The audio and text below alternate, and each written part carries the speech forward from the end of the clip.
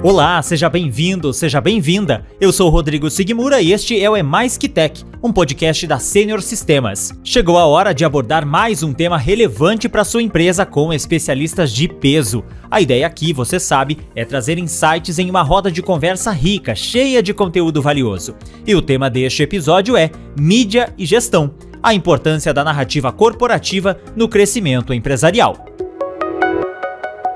Começa agora o É Mais Que Tech, o podcast que discute gestão empresarial, inovação e transformação digital na prática.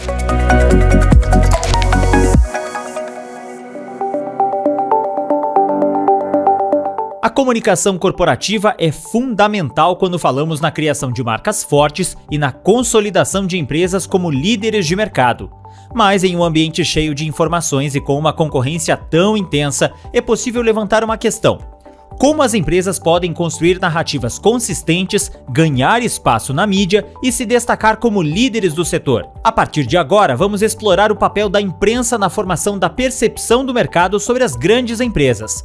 Também queremos investigar como a comunicação estratégica e a tecnologia podem auxiliar as empresas a alcançarem credibilidade, reputação e competitividade. Te convido a compreender, por exemplo, o que funciona e o que não funciona para a imprensa, quais formatos e conteúdos são mais bem recebidos e como as empresas podem ser mais eficazes na construção de sua narrativa corporativa.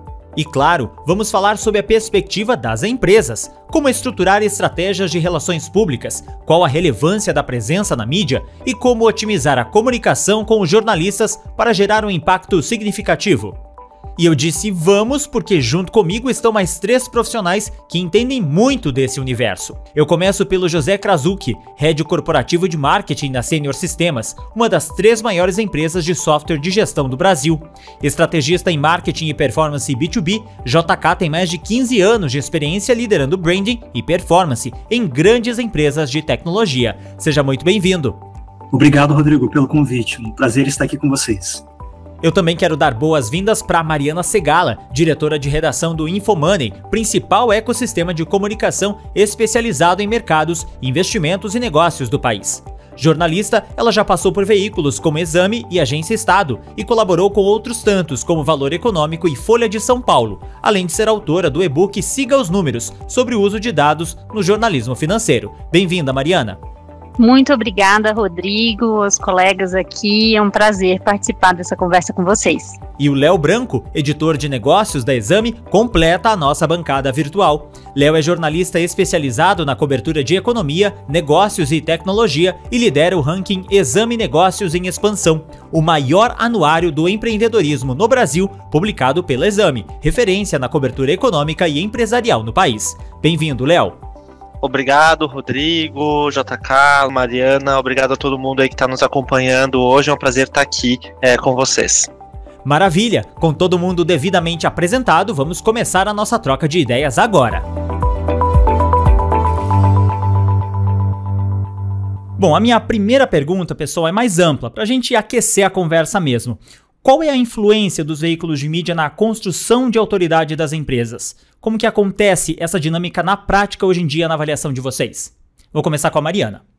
Bom, Rodrigo, acho que quando a gente está falando de imprensa, né, a imprensa está o tempo todo buscando reafirmar a sua credibilidade, né, então está buscando fazer as coberturas, participar dos eventos e acompanhar os acontecimentos, fenômenos, enfim, que fazem parte ali da sua cobertura com um maior nível de isenção, de pluralidade possível, e isso gera credibilidade para a imprensa. Eu acho que quando as empresas procuram se aproximar da imprensa, de alguma maneira, a mídia empresta um pouco dessa credibilidade que foi gerada ali ao longo de muitos anos de atuação a esses negócios. Então, se você é uma empresa, ou se você é um empreendedor e a sua história figura numa reportagem publicada num portal, ou num veículo de TV, ou enfim, em qualquer meio, né, você consegue capturar um pouco dessa credibilidade que os próprios veículos construíram ao longo dos anos para si. Então, você é digno, digamos assim,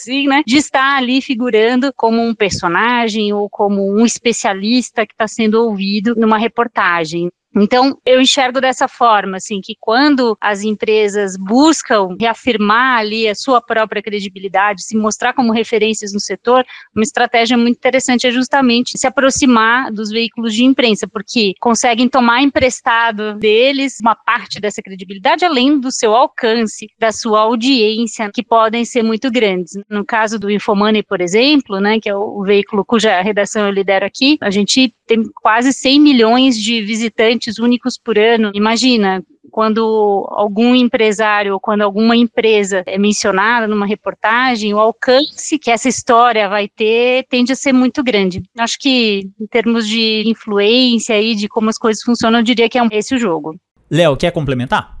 A Mariana tocou em pontos muito importantes desse tema. Acho que a imprensa, ela serve como um validador de muitas práticas. Sabe quando você contrata uma empresa, uma auditoria, por exemplo, para fazer a checagem do balanço, né, da tua empresa? Aquilo ali é um trabalho de validação de uma informação que é interna. A empresa, por exemplo, ter uma boa reputação no Google ou num Reclame Aqui, por exemplo, também serve como um validador. E eu acho que a imprensa, ela é um grande validador. Assim, um validador seria o primeiro deles, né, porque a imprensa é muito antiga, os veículos de comunicação estão aí no mercado há muito tempo. Então, eu acho que a chancela que um veículo de comunicação pode dar para um negócio é enorme e, de fato, dá uma autoridade para aquele negócio poder falar a respeito de um determinado assunto. Porque teve um terceiro externo, que é o jornalista, que avaliou aquilo, que olhou aquilo e escreveu ou publicou algo,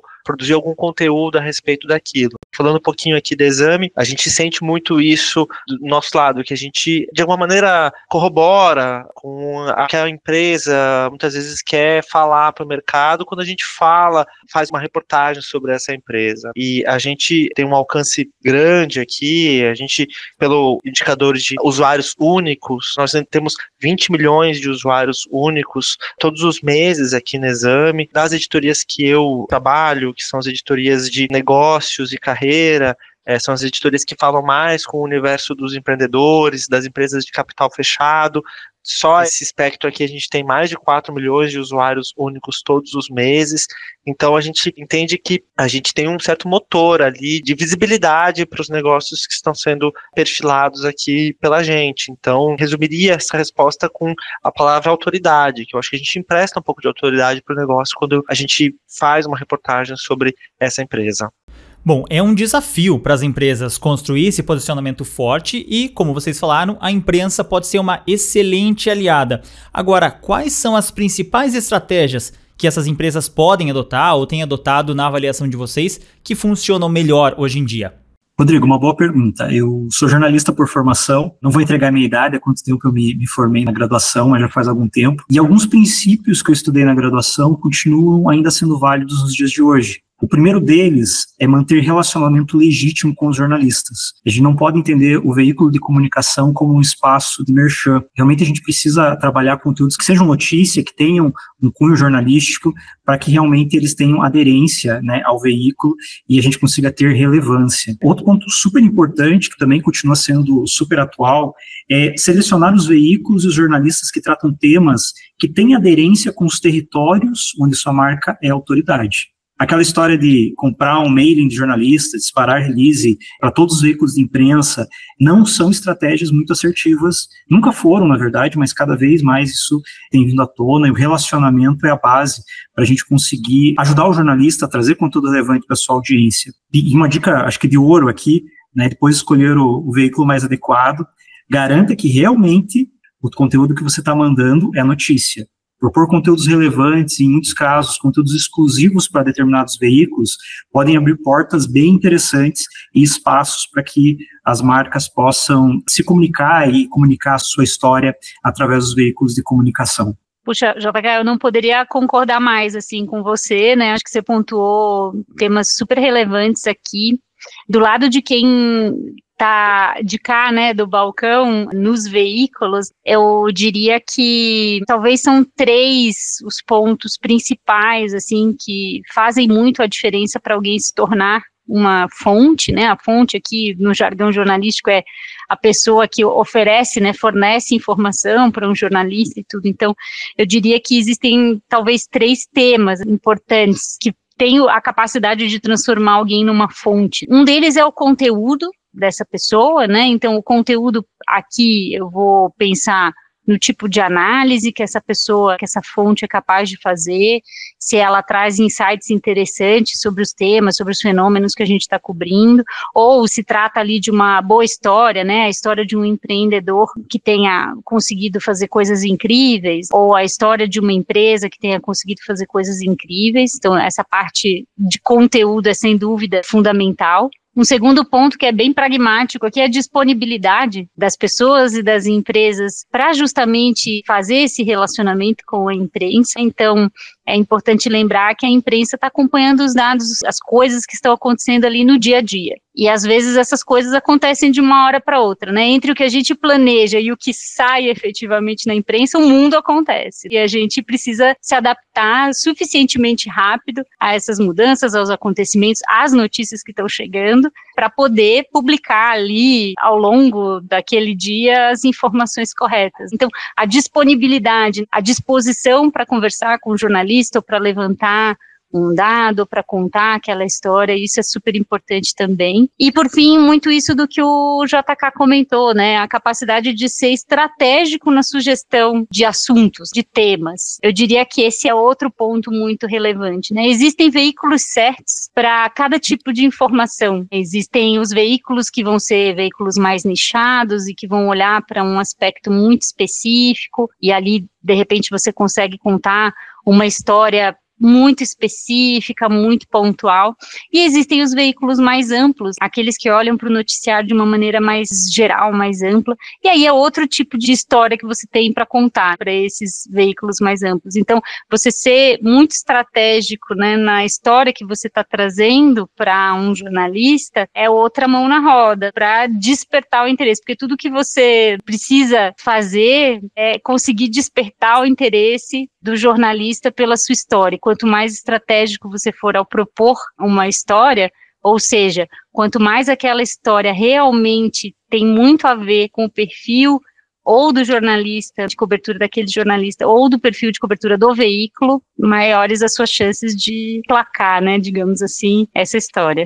Aqui eu quero pegar esse gancho da Mari, de fato conhecer o jornalista. Se eu fosse resumir as principais estratégias, eu resumiria nisso: conhecer o jornalista para quem você quer passar aquela história. Não sei como é a Mari, imagino que deva ser muito parecido com o que é aqui, que é a realidade que eu vivo. Recebo muitas ofertas de temas, empresas querendo falar tais coisas, vai na casa das centenas, às vezes milhares de mensagens todos os dias. E boa parte disso que o jornalista recebe, a gente sabe que não vai conseguir usar, ou porque é um material que está sendo distribuído para a imprensa inteira, o mesmo material distribuído para todo mundo, fica complicado usar esse material porque a gente busca muito conteúdo exclusivo, cada veículo vai querer ter o seu conteúdo exclusivo para poder brigar por audiência, brigar por relevância. Então a gente dá muita prioridade àquele conteúdo que de fato é só nosso, a gente pode trabalhar bem ele, mas mais do que a exclusividade no conteúdo, é entender, conhecer o jornalista para saber se aquele conteúdo vai fazer sentido para a cobertura dele. Claro, não tem manual para lidar com os jornalistas, né? Cada um é cada um, cada veículo tem a sua particularidade, cada veículo tem a sua autoridade no mercado. Então às vezes tem um veículo, como a Mari bem comentou, tem um veículo que é mais amplo, generalista, ele vai contar histórias mais generalistas para um público heterogêneo, diversificado, e tem veículos que são mais focados, e aí a mensagem tem que ser de fato mais direcionada a um público específico, né? Mas para isso, para você ter toda essa percepção, precisa conhecer quem da imprensa você está querendo conversar. E aí eu acho que a principal estratégia é ler muito, ver muitos dos conteúdos que os veículos para quem você quer direcionar a sua mensagem estão produzindo. Hoje, com a inteligência artificial, ficou muito fácil você ter um resumo ali de quem é a pessoa, o que ela faz, quais são os assuntos que ela mais escreve a respeito, e use isso a favor, de fato, de você entender com quem que você está falando, para tentar maximizar as chances dessa mensagem de fato ser bem sucedida e o jornalista de fato comprar essa história. Léo, você comentou a respeito do volume de pautas que vocês recebem, sugestões de pautas que vocês recebem diariamente, comentou também sobre inteligência artificial. Como que isso tem impactado no volume, mas muito mais na qualidade dos conteúdos que vocês jornalistas recebem todos os dias? O volume aumentou. Eu não tenho número assim para dizer, aumentou de X para X, assim, não consigo dizer, mas aumentou. Eles recebem mais e-mail. Esses tempos até eu estava lendo uma pesquisa que falava sobre os conteúdos no LinkedIn, que aumentaram muito nos últimos 2 anos, e boa parte dos conteúdos hoje que são publicados lá no LinkedIn são conteúdos feitos por IA. O que eu posso dizer de IA é que a gente usa muito IA aqui na redação para resolver questões que antigamente tomavam muito tempo, da maneira manual, né? Então, dar um exemplo aqui, transcrição de entrevistas feitas por telefone, enfim, você gravava o material, demorava um tempão para transcrever, porque precisava escutar toda a fita, enfim, eu falando de fita aqui já tô denunciando a minha idade, mas de fato tomava bastante tempo. Isso tudo hoje é resolvido muito rapidamente em várias ferramentas de IA para transcrição de áudio, mas não só, pode usar hoje o ChatGPT, outra ferramenta para revisar os seus textos, transformar aquele texto no padrão de um determinado veículo. Então, estou aqui pensando um veículo usa cifrão para falar de reais, o outro escreve reais por extenso. Você pode, de fato, padronizar tudo isso usando a IA. E, no fim, eu acho que toda essa ajuda aí faz o teu trabalho ser muito mais eficiente, gasta menos tempo para fazer mais conteúdos e faz um trabalho melhor, o teu trabalho acaba ficando mais completo. A gente usa várias ferramentas aqui para levantar informações de contexto. Então, por exemplo, eu quero saber sobre a Senior Sistemas, eu quero saber sobre o próprio podcast que a gente está conversando agora, quantos episódios ele tem, quais assuntos foram temas dos episódios anteriores. Tudo isso hoje é passível de ser pesquisado usando IA, isso tudo colabora muito para melhorar a qualidade do que você está produzindo. Então, eu vejo com muito bons olhos o desenvolvimento das ferramentas até agora.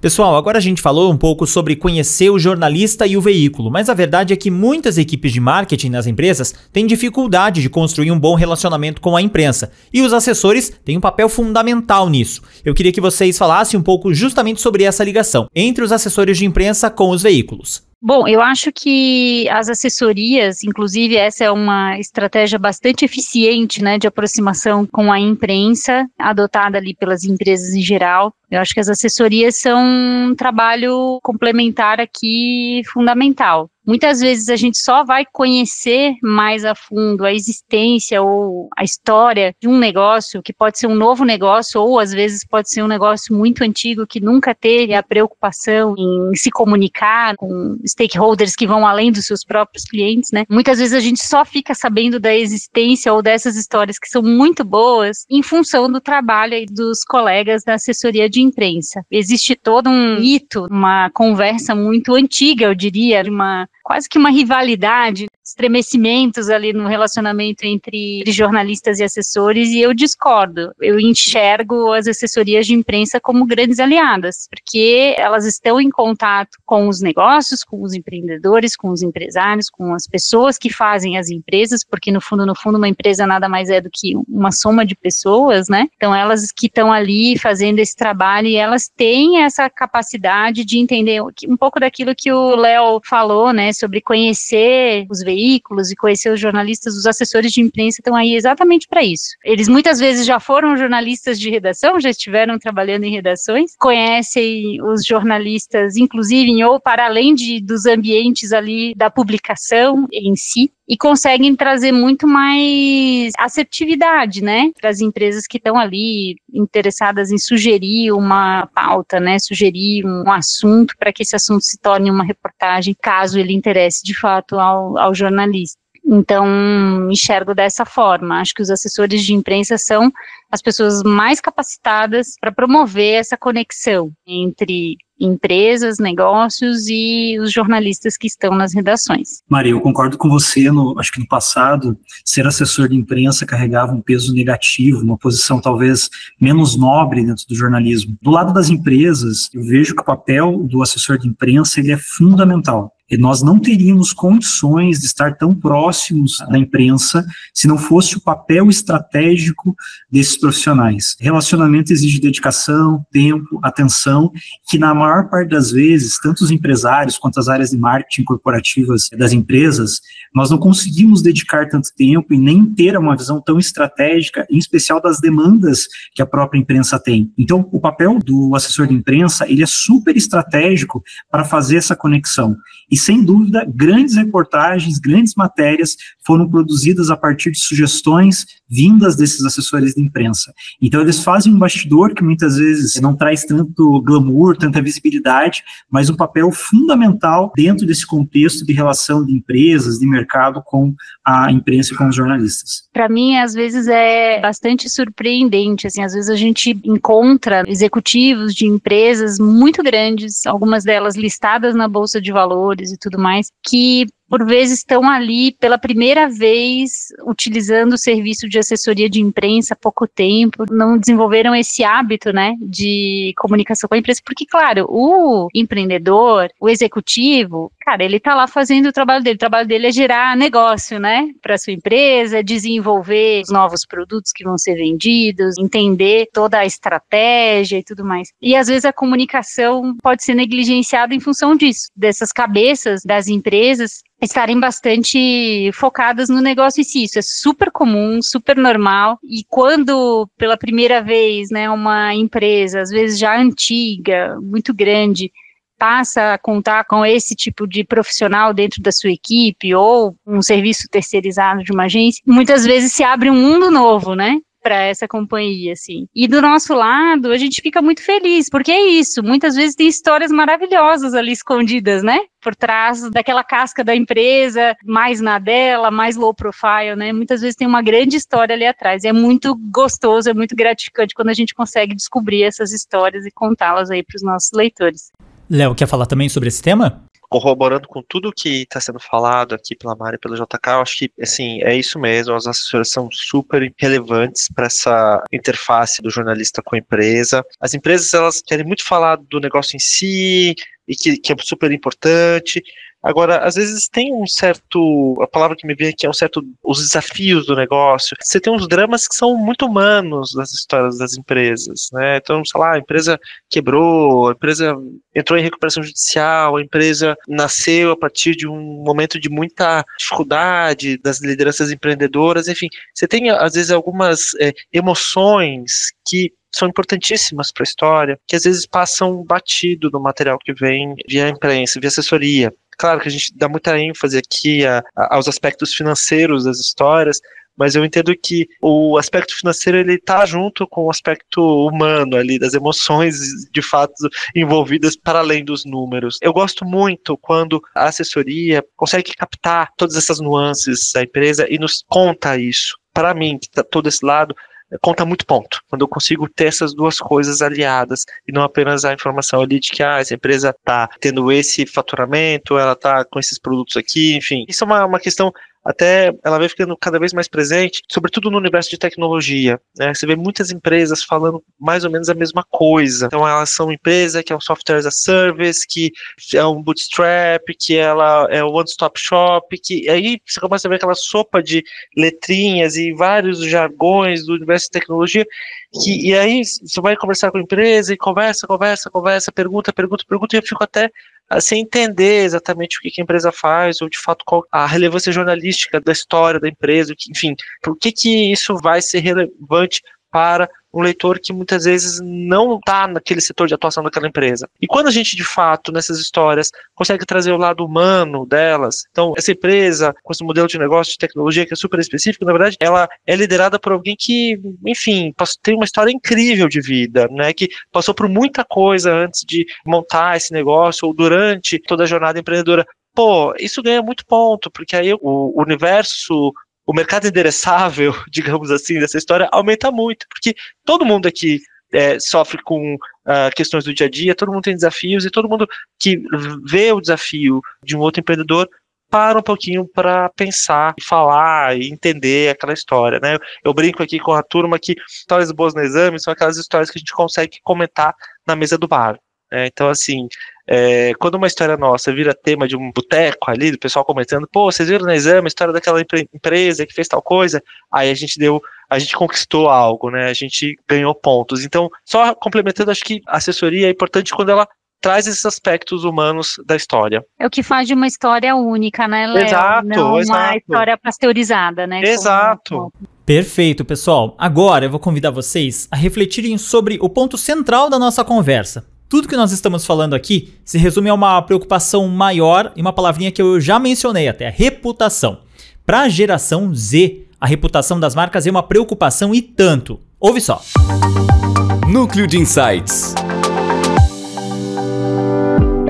Os hábitos de consumo e a atenção mais fragmentada da geração Z têm desafiado as empresas na hora de definir um posicionamento de marca.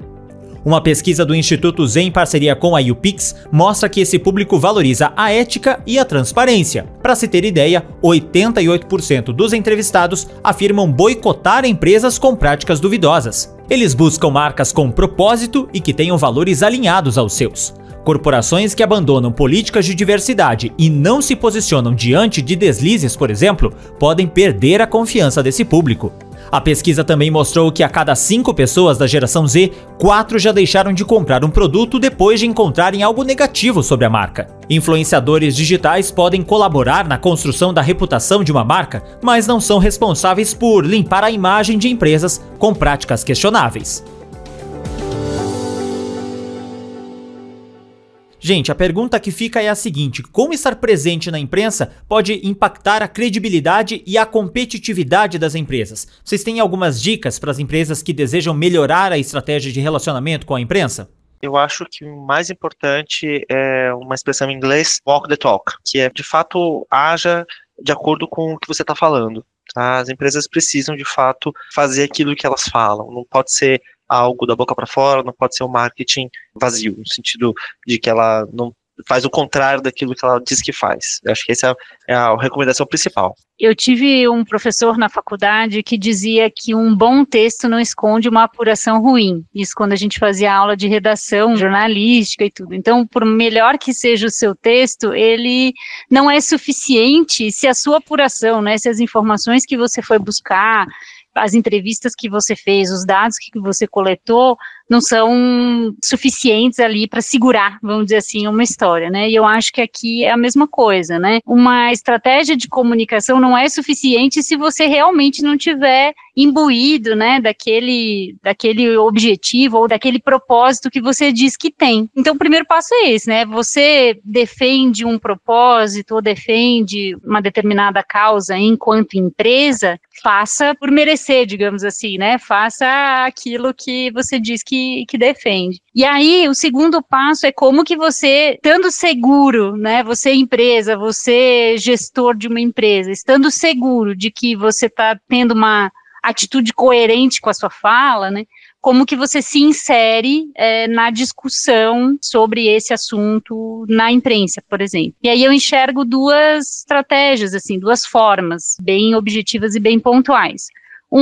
Esteja muito atento ao que é quente, ao que é notícia naquele momento sobre aquele assunto, né? Então, às vezes, vamos pegar aqui o exemplo da diversidade que a gente mencionou há pouco. Então, se de repente há alguma notícia envolvendo esse tema de diversidade, e diversidade é um tema sobre o qual você gostaria de falar porque você tem uma política X, Y ou Z, esteja atento à discussão quente sobre ele e se insira, né? Ofereça ali os seus executivos ou os seus especialistas como fontes para tratar daquele assunto, né? A segunda dica que é crie essa reputação para além dos veículos de imprensa, né? Muitas vezes, o que a gente faz quando a gente vai escrever uma reportagem sobre um determinado tema? A gente corre para o LinkedIn, digita lá o tema na busca e vê quem aparece falando daquele tema, né? Então, use outras estratégias de comunicação para ser visto como uma referência dentro do assunto sobre o qual você quer falar. A imprensa também vai chegar em você dessa forma, né? Indireta, digamos assim. Mari, bem legal o contexto que você traz, e refletindo aqui, me parece que algumas empresas, elas ficam muito querendo aproveitar o hype do momento e não realmente fazer jus ao seu propósito e quem ela realmente é. Muitas vezes essa falta de objetividade e de verdade realmente na fala, né, pode trazer uma exposição, ao invés de positiva, negativa na imprensa, né, e isso parece ser muito simples, mas na prática, muitas marcas acabam tendo que ir pro divã para entenderem, reconhecerem quem de fato são e onde realmente elas querem ir, quais são os territórios que elas querem se posicionar como autoridade. Então, embora seja uma temática que parece muito linear e simples, tem um nível de complexidade e maturidade das empresas muito grande aqui. JK, eu vou aproveitar que você está com a palavra. O que a Senior tem previsto de inovador para os próximos anos, quando o assunto é comunicação corporativa? Quais são as principais estratégias? Dá para revelar para o pessoal? Ótima pergunta, Rodrigo. Nosso principal desafio aqui na Senior é comunicar ao mercado nosso portfólio de soluções de gestão e como podemos ajudar significativamente os nossos clientes a superarem seus desafios de crescimento e liderança. Acabamos de lançar uma campanha incrível de comunicação. Estamos apresentando o Gustavo Kirten como nosso embaixador de marca. Ele empresta todo o seu histórico de campeão, de liderança, de credibilidade e reputação para chamar a atenção do público, permitir que nós possamos contar nossa história e cases de sucesso. A campanha abrangerá diversos meios de comunicação, como TV, rádio, mídia externa e outros canais, incluindo também ações de conteúdo editorial. Além disso, estamos utilizando estratégias de marketing baseadas em inteligência artificial para sermos mais assertivos na captura da atenção da nossa audiência. Eu ainda não posso compartilhar muitos detalhes da campanha, mas com certeza este ano promete. Acompanhe pelas redes sociais da Senior, pelas nossas comunicações, tenho certeza que vocês vão se surpreender com o que vem pela frente. Perfeito. Bom, eu queria pegar agora esse gancho de investimentos em mídia e pedir para a Mariana e para o Léo falarem um pouquinho dessa divisão entre o conteúdo editorial e o conteúdo comercial. Eu acho que é importante também a gente trazer nessas respostas um pouquinho da questão do branded content. Talvez essa seja uma excelente estratégia para as empresas, não é mesmo? Com certeza, Rodrigo. Esse é um tema também bastante caro, né? A imprensa, ao qual todos dão uma grande atenção, de modo que os limites do que é uma coisa e do que é outra estejam bem estabelecidos e bastante bem informados também aos leitores, enfim, aos usuários ali das plataformas dos veículos de comunicação. E eu acho que o próprio branded content, não só o branded content mais tradicional, aquele baseado num texto publicado e assinado como um texto de conteúdo patrocinado, mas também várias outras estratégias branded, né? Então você tem hoje eventos que são patrocinados, são promovidos por veículos de imprensa e patrocinados por empresas. Você tem uma série de alternativas possíveis de conteúdo branded e que são muito efetivas mesmo, né? Porque são um espaço ali para que as empresas tratem da maneira como elas consideram que gostariam de tratar, né? Esses temas que são importantes para elas e devidamente ali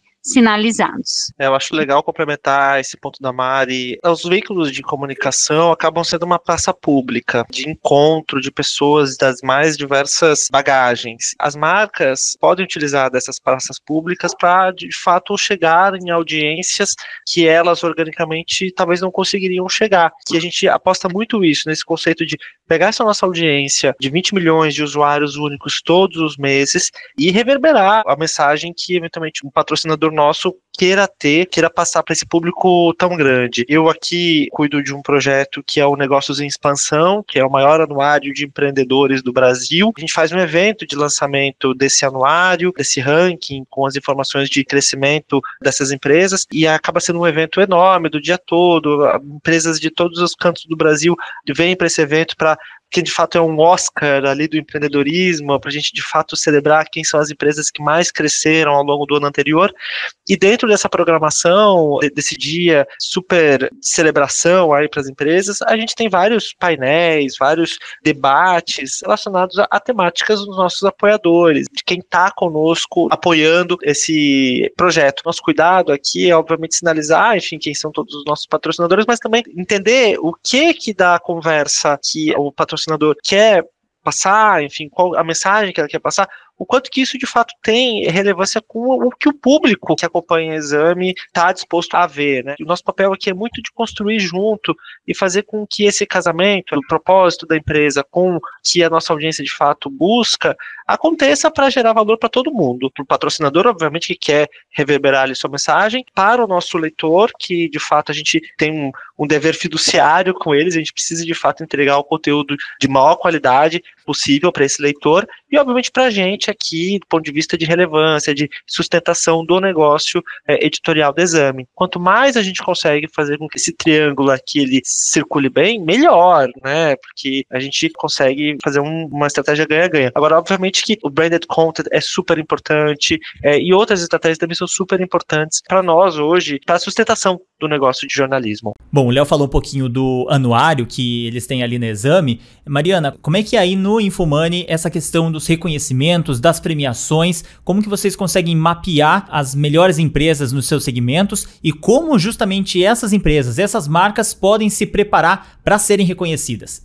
O Léo comentou sobre a premiação para negócios em expansão, né? E a gente aqui também tem dado cada vez mais atenção a essa temática. A gente recentemente, inclusive, lançou o nosso Oscar para gestores de fundos, né? O Infomoney é um portal que nasceu, né? Tem um mercado financeiro no seu DNA. A gente também entendeu que poderíamos aproveitar da nossa reputação, do nosso alcance para reconhecer e premiar os melhores gestores de recursos, né, do país. E aí a gente promoveu agora, no mês de fevereiro, a nossa premiação chamada Outliers, que procura justamente reconhecer as pessoas fora da curva, né, as pessoas, os gestores. E o que é muito bacana nesse tipo de iniciativa é que a gente consegue montar metodologias muito objetivas e muito claras que permitem justamente aos potenciais interessados em participar se prepararem, né, estarem cientes ali de quais que são os critérios envolvidos nessa premiação e se prepararem. No caso do Outliers,